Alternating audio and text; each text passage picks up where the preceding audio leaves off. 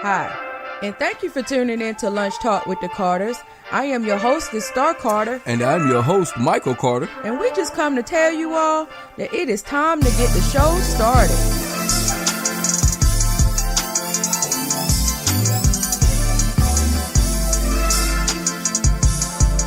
All right, what's going on out there, Lunch Talk family? It's Friday. I'm ready for another wonderful weekend. And how are you doing today, my lovely wife? I'm doing good. How are you doing? How you doing, Mr. Carter? I'm doing great. Like I said, just ready for the weekend. Supposed to be getting a little snowy in this weekend too, don't we, babe? Yeah, I know. You know, people down here in the South, boy, when they say snow, everything's closing down and people out there buying all the groceries. I know. They probably got no bread. I know, right. They ain't got no bread. We're in South Carolina, guys, so if y'all listen to us somewhere else, they buy up everything like it's going to be a hurricane, not a hurricane, Lord, a blizzard. A blizzard. Yeah, you know, blizzard. With you being from Baltimore, I mean, you used to that really cold, deep snow up to your elbows and all of that. Yeah, we used to get it when I was younger. Yeah. But, babe, we're going to get it started today. Babe, I saw this little news clipping, and it was a strange story that I want to talk to with the Lunch Talk family out there. And, you know, just bring it, you know, to everybody's attention, you know, how I guess the world is operating now. But anyway, I saw this little clipping, guys.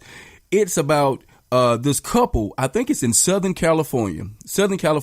They bought a storage locker from the guy that owns the Storage Wars. You guys seen that that show on A&M or whatever, Storage Wars? Okay, they bought a locker from him, a storage unit, for only $500. Okay, so the couple, you know, like I said, is in Southern California, and they're going through this locker or storage unit, and they come across a safe. You know, with 2 attempts, they finally got the safe open. And glory and behold, honey, guess what they found in that safe? What did they find? They found $7.5 million in a safe, in a Foot Locker, a storage unit that they bought for only $500. $7.5 million. That was crazy to me. And here's the story right here. Okay, guys. So the previous owner found out that they sold the storage unit, and he got in contact with the guys that bought it, the couple that bought it, you know, through lawyer, and they offered them $600,000 to return the money.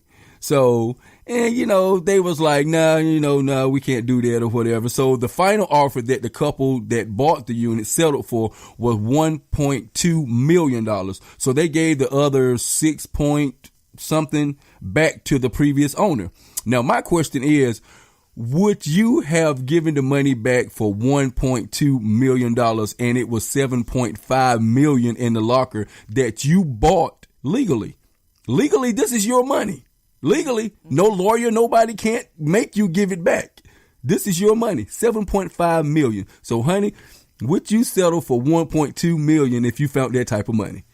I'm not greedy by any means, but okay, from what I've been told, when somebody loses their storage, that means that usually it's been dormant for at least 2 or 3 months, right? Exactly. Yeah. It's been dormant. They're not going to sell your storage for just 1 month. Yeah, exactly. You have to, like you say, it had to be something like 2 or 3 months. Yeah, it got to be several months before they actually, you know, sell the property. So with that being said, the property was abandoned because you bought it for $500 cash. Usually that's an auction. Yes, that's what, you know, storage war. Yeah, usually there's an auction. So if you were the high bidder, because 9 times out of 10. They wasn't the only one out there bidding off that storage. And usually you can't even see what's in the storage. Well, they might open up the door, but you can't go in and inspect. You can just only see what's at the front of the door, right? And so it could be a heap of pile of junk for all you know. Because I watched that show before and I seen where some people, it looked like a steaming pile of junk, but then they might find a painting in there that might be worth $100,000 you know or something. It might be one little treasure in there. Mm-hmm. And so I feel like that's probably what happened with this couple. They probably looked at this storage unit, and probably other people looked at the storage unit. It probably wasn't nothing in there appetizing, and they got it for a measly $500. Mm-hmm. Then lo and behold, God blessed them with $7.5 million. $7.5 million. I mean, even me, y'all know I'm going into ministry. I would have kept it. So you would have kept the money. Yes, so you would have kept the money. because, like I said, because they don't just give those units away after just 1 month or 2 months. Usually it's several months. Delinquent payment. Yeah, because they hadn't got any money. So as far as they know, the storage unit has been abandoned. Somebody may have moved. They just didn't care about the stuff anymore. Whatever the case may be, they didn't care. Yep. And so why are you coming after me now with the lawyer because your storage unit got sold? If you cared that much, you should at least have somebody on it. Like, say if you were incarcerated and you can't help that you couldn't pay it. Yeah. Well, you know what kind of money you got up in there. You know what's in there. You know what's in there. So you should have been trying to contact with somebody on the outside world and saying, even if you were in a situation that you could not physically pay it yourself, just tell that person, okay, I'm not going to tell you what's in there or whatever, however you want to word it. I would have been like, look, there's something very important documents. You could have lied. I don't care. I just don't want my storage unit sold while I'm not around to be able to pay for it myself. And I promise you, whenever I get back, I will kick you down the money I owe you for paying the storage unit for me while I'm out of commission. Whatever you got to do. But I would have did whatever I had to do if I knew I had $7.5 million in it. I don't care if I was under a rock in Cambodia. I'm going to try to get somebody to pay that storage unit for me because I know I got $7.5 million in it. That's not chump change that you don't know you have. I mean, that's retarded. Yeah. So no, I wouldn't give it back. Yeah. I would, and no lawyer. No, they can't. Not legally, that's yours. Yeah, but it's yours now. It's legally. No lawyer and nobody else would be able to come after me because once I found out what was actually in that bin, the owner of the storage bin, Storage Wars, nobody else would have known how much was in it. I'd be like, okay, babe, let's get the children. We don't even have to pack up the furniture.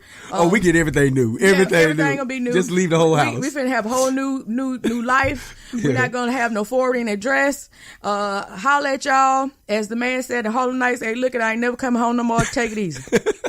And that would have been eating that. Okay, man. So, okay, that's great. Yeah, man, I'm like you. I'm just like you. I am like you with that because, we're working on our spirituality. We're getting stronger, but God ain't through with me yet. So, guess what? I didn't steal. I know, exactly. This right here would have been my money. But if I stole it, that's one thing, but I didn't steal it. Yeah, you're right. But like I said, I'm with you, like I said, God's still working on me. So, I would have kept the money too. But now here's another way of looking at it.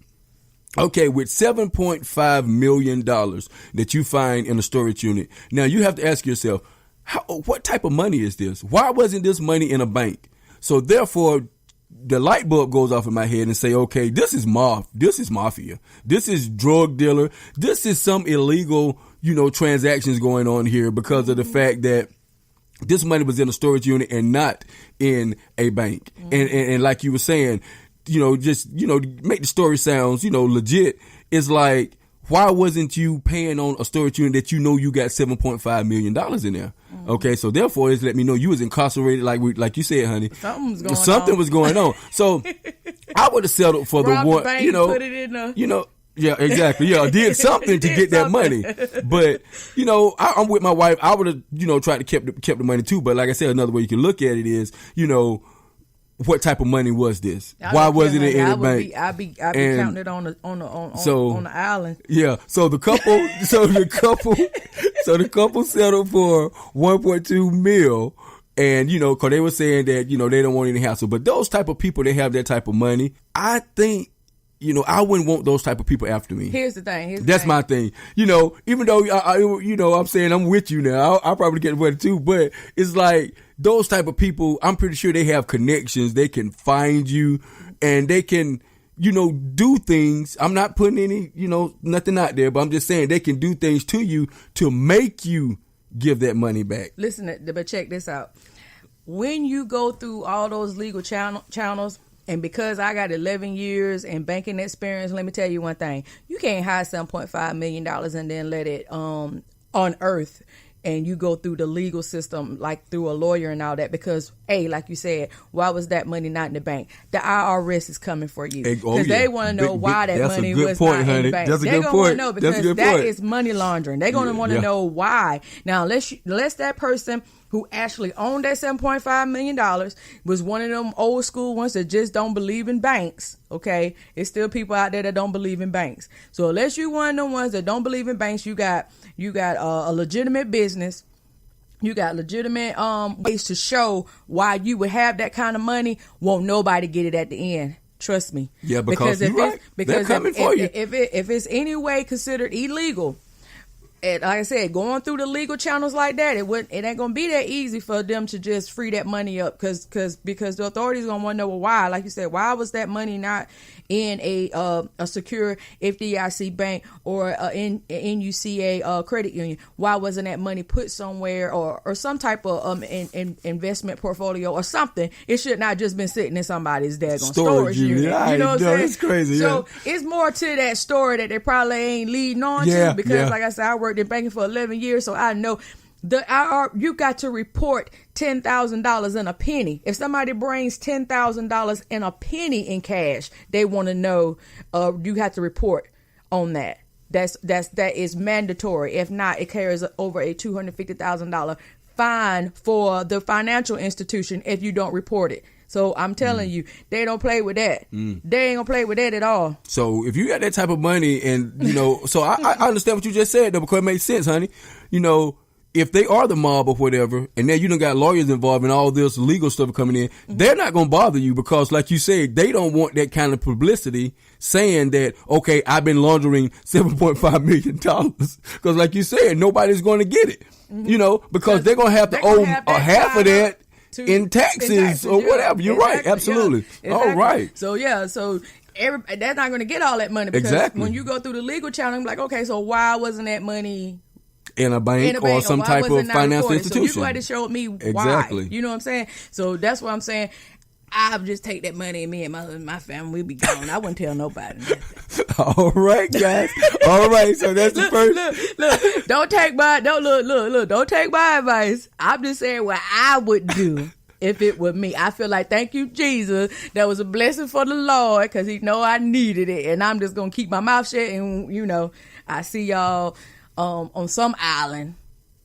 All right, guys. Yeah, there it is. Because like I said, hey, I'm with my lovely wife. I'm like my lovely wife. We're going to islands somewhere, but the question is, I would spend that money little bit by little bit. I would not live extravagantly to go under the radar for people to be wondering, okay, she must really came. No, I would spend that money so small. And I mean, like I said, I get a house, we'll be somewhere. We definitely would not be living in the United States anymore. I promise you that.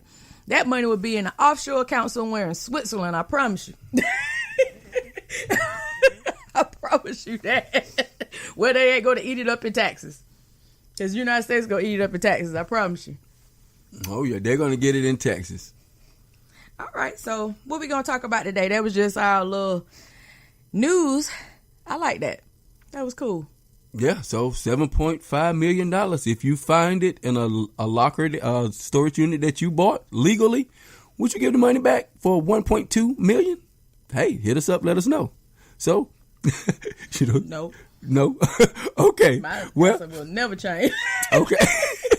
Okay. Well, guys, the topic for today, we're going to move right along. The topic for today is supporting dreams. What I mean by supporting dreams is this. My wife gave me a little scenario. We're not, everybody's going to remain nameless. She gave me this scenario about, how long? About a month ago? I don't know. I talked to you about so much. Okay. You just have to tell me what I talked about. Yeah, I think it was about a month ago.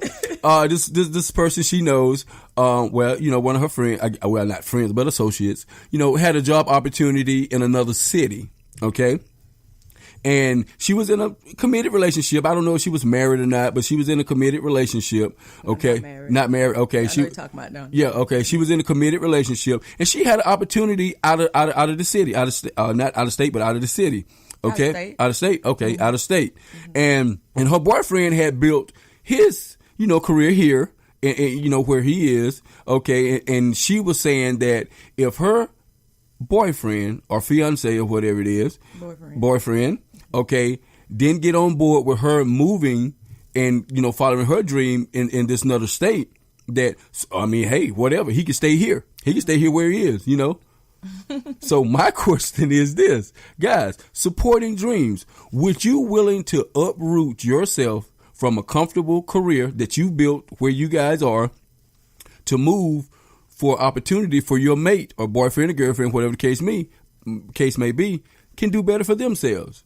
supporting dreams. So, honey, what you think about that, supporting dreams? If I had an opportunity, say for instance, I had an opportunity to go to North, I would say New York. Okay, New York somewhere, a good distance away, and to further my career. But you had built a career here where we are now, and I'll say, look. Wouldn't be no discussion. Look, either you're going to come with me, or I'll say, okay, you stay here. I'm going to follow my dream. So would you support me on that, or how would that take place? I guess it just really depends because, all right, me and you being married, that's going to have to be a more informed decision. Now, if you're just dating, or just like I said, boyfriend and girlfriend, I guess it really depends on how long you've been together and what all you have invested in each other. Whether someone will be willing to uproot their life and we don't have a solid commitment. You know what I'm saying? You ain't put a ring on it or nothing like that. Now, with us being married and say you got a job opportunity or even an advancement in the job that you're already in, and they're like, Michael, I want to send you to our headquarters and you be a top dog there and it's in New York or something like that, I would really have to look at what am I doing? And if we stand to have a better life, then of course I would leave. I mean, because whatever I'm doing, maybe my job can be relocated. I would look at that. Or if it's something that I have enough experience in that I can always get a job in that state doing the same thing, I would also look at that. So I would just look at the feasibility and economic advancement that can come from it. I wouldn't just be like, well, no, I'm not going to leave my job if I'm, we're married, so I would want to support your dream, because if that's going to be something that's going to be good for the family, then of course I wouldn't even hesitate. But then, like I said, that person, they were not married. They've been together like 4 years, but she was like, this is what she's been wanting to do.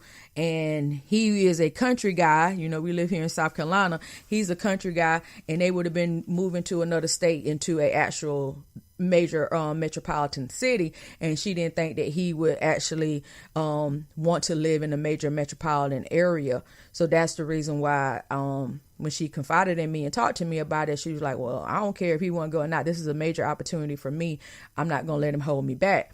And so, in her defense, it's something that she had already set her goal on and something that he knew about. And the only reason why he didn't want to move is because he don't like the city. Not necessarily about the job. He just don't care for city life. He likes the country. And she really don't care. She just want opportunity wherever it comes, whether it's in the city or if it's in the country. She just want the opportunity to do something that she been wanting to do. Okay. And so she was like, well, that's a hang up on him that he got to work out within himself. And I'm not going to stay. I'm going to go, So I just wish her well, however it went. I don't know how it went because she, we don't work together anymore. So. Well, but yeah, okay, that's interesting. But my thing is this. What if you built your career and your dream life here where you are, but your mate has that opportunity in another city or state to build their life, but you guys are together? How would you become to I would say an equal or mutual compromise on that? I built a career here. I got my dream career here. You got your dream career, just say, for instance, up north. You got that opportunity. Would it be selfish for your mate not to go with you on that, that move or whatever? Is that selfish? Because I'm just asking, because like I said, I built my career here. My dream career is here. But your dream career is up north. What's a mutual, I would say, compromise for that? How would you say, babe? I mean, just a mutual compromise, because both of you have your dream careers, but in different locations, different states. Like I said, really just come down to what's the state of your relationship. I mean, because if you just dating and it's not something that y'all think that's going to go towards marriage, then it might just be time to sever the ties, or unless you're going to have a long distance relationship, because you may not want to give up your career, and especially if there's no commitment, because the commitment is going to really pretty much make the decision. Okay, say for instance, you're married then, in the same scenario, same situation. If you're married. Like just say for instance you're married. Like I said, as a married couple, We would just have to weigh the cons and see what would be best for the family. And that's what I would go by. I wouldn't go with emotions on what I already have and what you are going to have. I would just have to see what is the best for the family. If it's best for us to move up north to have a better life, then maybe I can relocate my company, or I can work in the same field in another state. It'd be the same thing that I already stated. It would just be the same thing. And no, I wouldn't think it would be selfish if someone supports your dream. What I would think would be selfish if you give me an ultimatum and say, well, either you coming or you're not. That's selfish. Don't make it be like, if we don't, then, especially if we married, don't make it be like, well, if you don't, then I'm going anyway. It is to me, it's different when you're married than when you're dating. Because the commitment, you hadn't said, well, I'm gonna make you my wife, or I'm gonna make you my husband, and therefore we're gonna do this thing together.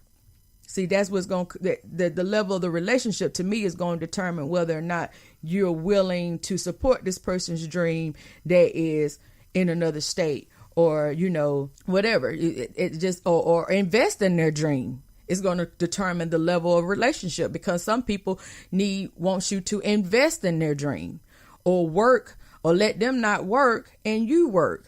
Or something like that. So for you to invest in their dream, there's a lot of people that, I know if you heard of this before, like, when the husband works full time to help his wife go through nursing school or go through doctor school or whatever, and they hold down the fort until they get their degree, or vice versa. The wife might work full time so that the husband can get his lawyer degree or something like that. So it's just, what are you willing to sacrifice for the greater good of the family? You got to be able to see more than just what you got going on now. You got to be able to see the future. Will it help us in the long run, not just in what's going on right now in the present? Oh, okay. I understand. That's a good point. Good point. Well, my thing is, okay, to that little story. I agree with her on a lot of things she said. I really do. But my thing is this. You hit on a valid point. If you come with the ultimatum, see, I don't do good with ultimatums. That's my number one thing. Please don't give me an ultimatum. I would make a bad decision that I know is a bad decision because someone gave me an ultimatum. Yeah. Okay. I would really, because I don't do that. It's like you're threatening me. You're coming at me. So, but I agree with you. I think we have to come to a mutual agreement on that, because we got to see what's better, like you said, for the family. Okay.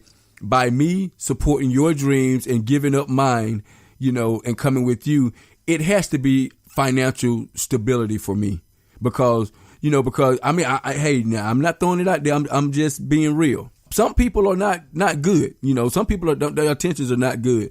If you give up your dream job, and try to move and support just say for instance, your wife's dream in another complete city, and you got to think about it, guys.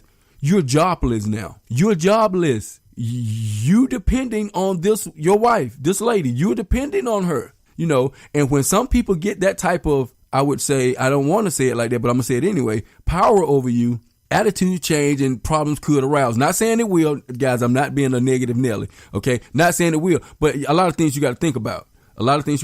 Because, if you're a provider like I am, that's my main thing. If I'm not a provider, it makes me feel, this big. But you're jobless, guys. You're jobless. So just keep that in mind. When you do give up your dream to support theirs, make sure, like my wife said, the state of the relationship is good. Make sure that. Or plan. Whatever. But you got to realize, like I said, this is coming from a guy's standpoint. Mm-hmm. You're jobless. You can plan all you want, but this guy is still jobless. Well, you're not contributing anything. You're not doing anything. You don't even have an income coming in. You're jobless. You're depending on your wife. So like I said, I'm giving you the benefit. Like I said, you made a valid point.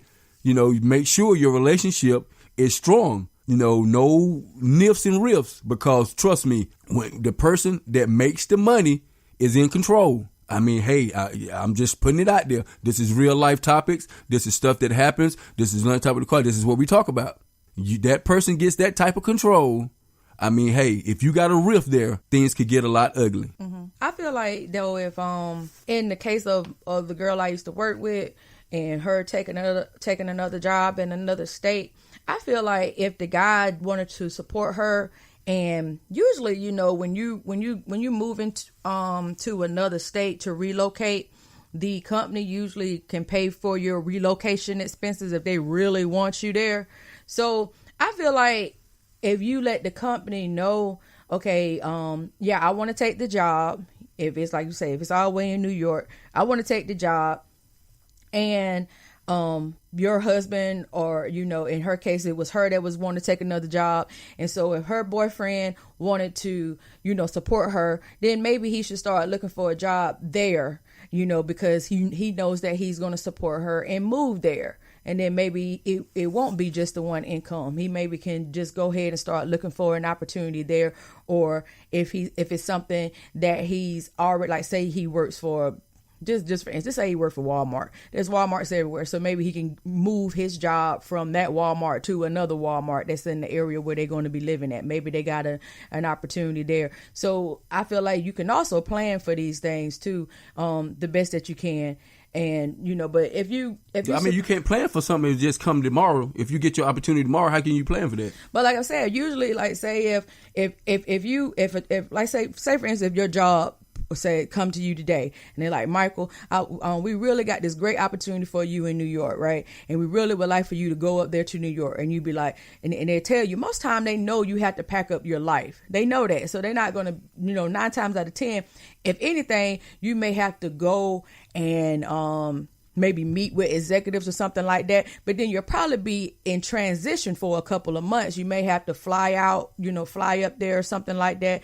And you may have to work. But then you can plan it where, okay, you might have to live in 2 locations until you can get all your furniture moved, all your stuff moved. And then that time when you're in your transitioning or moving your things from one state to another state, your mate can be trying to find another job in that state. You just don't have to just pick up your whole life all in one day and then haul off to New York, or using your example.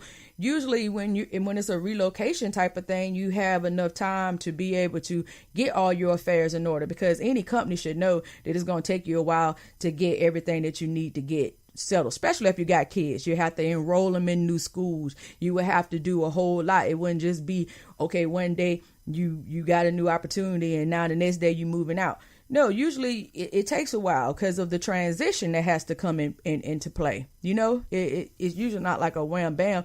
It's usually a transition. And, just like if you're a school teacher, say if I was a school teacher and you got the opportunity, maybe I can get me another job working in another school district in the new state. So I just feel like people can try their best to plan. Sometimes things happen and you can't plan, because things do happen sometime. And in those times, then you just got, like my husband said, you do got to make sure that you have a solid relationship where somebody really does support you all the way until you can, get back on feet. And then there is a double income. So you do have to have a solid relationship. I do agree with that. But I would say that if you can plan, planning would be the best thing to keep anything from happening negative in the relationship. If you can plan, if you have that opportunity, I would say plan. Okay, great. Okay, planning, supporting dreams. That's, like I said, that's a sticky situation. That's like a 2-headed monster to me. Supporting the dreams. I'm supporting the dreams. Most people, especially most guys, I'm not going to put myself in that category, but most guys, I'll support your dreams long as it don't affect me. That's basically how most guys think. I would support your dreams. I would support anything you want to do as long as it don't affect the family. And I don't fault them for thinking like that, because that's the mindset of a guy that's, providing, as long as it don't affect the family. If it's too much, no, I'm not going to support it. Like I say, that's how most guys think. I'm not putting myself in that category, because regardless, me and my wife, we talked about, scenarios, when our show takes off, when we do this, we got other ventures. When these things happen, we already know how we're going to handle our situations, so cause we know it's going to be time apart, that we're going to have to probably do these things, eventually, and soon we're going to have to do these things. So, we've talked about it. So I do agree with that, talk about possibilities, in your relationship. Talk about possibilities. Just don't, be set in the mindset of I'm always be at this job, I'm always be here. Just you and your mate, you get to talking. That's all a part of the planning she was talking about. Get to talking. You know where you want to be. You know what you want to do. You know how far you want to take your career. You know that. So just talk about it. Just put your thoughts out there. Honey, just say for instance I get a job in Washington D.C., New York, or whatever. How will we handle that? And you got your career here, just worst case scenario, you get some ideas and you guys are planning for that thing to happen. You didn't put your ducks in a row, got it out there. And just think about it, just think about it. That way, it's always in the back of your mind. It's always in the back of your mind because you guys actually had a talk about it way before it even happens. Yeah. And then you won't get blindsided by it because you don't want your mate not to know that you're applying for jobs out of state. I mean, because that's what I feel like that what might have happened with the girl I used to work with. I don't know if her boyfriend even knew that she was applying for jobs out of state or even looking for jobs out of state. That's awful. Because I mean, when you're searching for a job, it's one thing for me to tell my husband, okay, I don't like where I'm at, so I'm looking for a job. Okay, it's one thing to say, okay, I'm looking for a job, 10, 20, 30 minutes, even 40 minutes to an hour. Some people commute an hour. That's not out of the norm nowadays for you to have to commute an hour from where you live. So that's not out of the norm. But when you're talking about a whole nother state, that's different than just looking for a job. You're looking for a whole new life. A whole nother life. You're looking for a whole new life. So that's different to me. So that's why I'm saying it would be a more aggressive approach to it, because now you didn't even tell me that you was looking for a job in a whole nother state. Now it's different if if you got approached with the opportunity that you wasn't even looking for. Now, that's just a blessing. Yeah. That's just if your job come to you and be like, oh, we want to send you to Germany, or oh, we want to send you to China or something because of some innovative ideas that we think that you need to be on board with. That's different because you're already still at your current job. They're just promoting you within. That's just a blessing, if you're willing to accept it. So that's just a blessing. But if you're actually looking for another job and your mate doesn't know that you're looking in another state, then that and your mate already has a life where y'all are at, then yeah, that probably would cause a problem because you didn't even communicate. Yeah, I'm looking for a job. He knows you're looking for a job, or she knows you're looking for a job, but does she know you're looking for a job in New York? And you're here in South Carolina. Do they know that? Or do they know that you're looking for a job out west? Mm-hmm. So I mean, that's where my husband said, that's where you need to talk about these things and let before it happens. Let your dreams be known. Yeah. That no, I don't want to work at Walmart all my whole life. I really would love to make hair care products and sell them globally. You have to talk about your dreams. Your dreams with your mate should not be a secret. You should be able to talk about where your future plans is, not only for success in career, but with your relationship. Where do you want your relationship to go? Like we said, do you even want to be married? Do you even want a family? Do you want kids? Those are topics that you really need to discuss so that you stay on the same page. So if you really like my husband, me and him both are on the same page. Where we live at, there's limited growth opportunity. So we know eventually that we would want to move, but that's a choice that we've already talked about, that we may want to move to a bigger area. But those are things that we talked about. It's not like he secretly want to move and I don't know about it.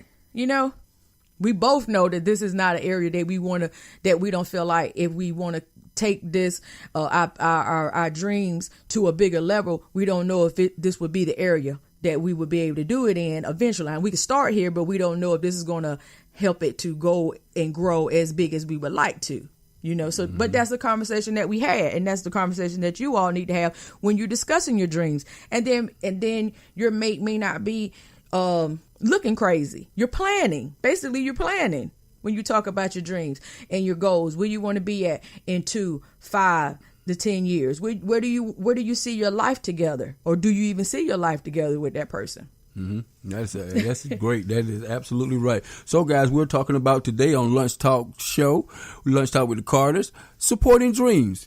If your mate had the opportunity elsewhere, hey, would you support their dreams, male or female? Hit us up. Let us know what you think about it. Supporting your dreams. Do you support your mate's dreams? Hey, some people do, some people don't. Like I said, some people say, I support your dreams as long as it don't affect me.